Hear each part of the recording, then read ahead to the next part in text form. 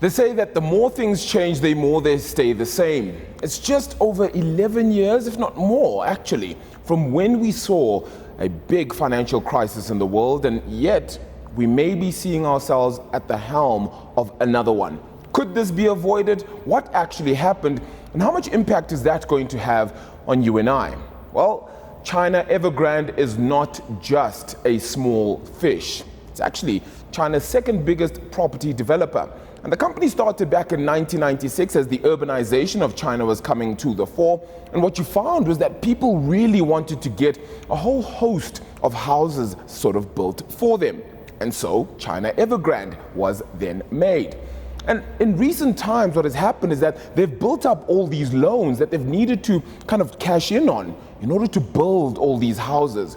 These low-cost houses, however, now sit very empty. They sit with nobody in them and half finished.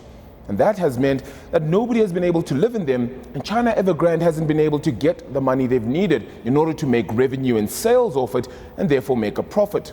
So China's second biggest property developer, and once upon a time the biggest property developer in fact, has now fallen 80% in its share price just this year alone. Bondholders have decided we're not going to fish into this one any longer. The company has missed 2 bond payments. That means that they've been unable to pay 2 companies that have been giving them interest rate free bonds over the last number of years. So what does this mean for China Evergrande as it continues to find a way through? Well, one, it's going to need some money. They sit with a debt pile of $302 billion US. That is massive. It is possibly the most indebted company and property development company that is in the world.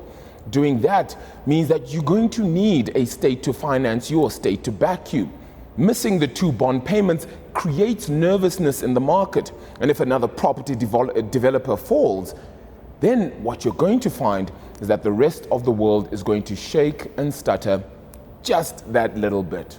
So the rest of the world is not going to necessarily have too much faith in property, and you may find that prices begin to fall. And when prices begin to fall too much and demand isn't there in the market, one thing is for sure, is a collapse in certain economies. We're talking about a debt pile that is 2% the GDP of the second biggest country in the world, that being China. So this is a big number. It's going to be of massive impact, not just to China, not just to the Asian region, but certainly across the globe as well. China Evergrande is going to be the big news story, certainly for the remainder of this year. Chinese officials have cracked down on how much credit, how much in the bond market China Evergrande can get back into. And for now, because of that, they're unlikely to get a whole lot of money back into their coffers. It's a story that is repeating itself again. Markets have certainly seen this come and go, but this time, will it have greater repercussions world over? Go on to Stuff Studios, of course, to continue to get a sense of this big news story. There you have it. Isn't that fantastic? And that's the kind of thing we're going to bring to you at Stuff Studios. Please like us, please subscribe, and please come back and watch some more.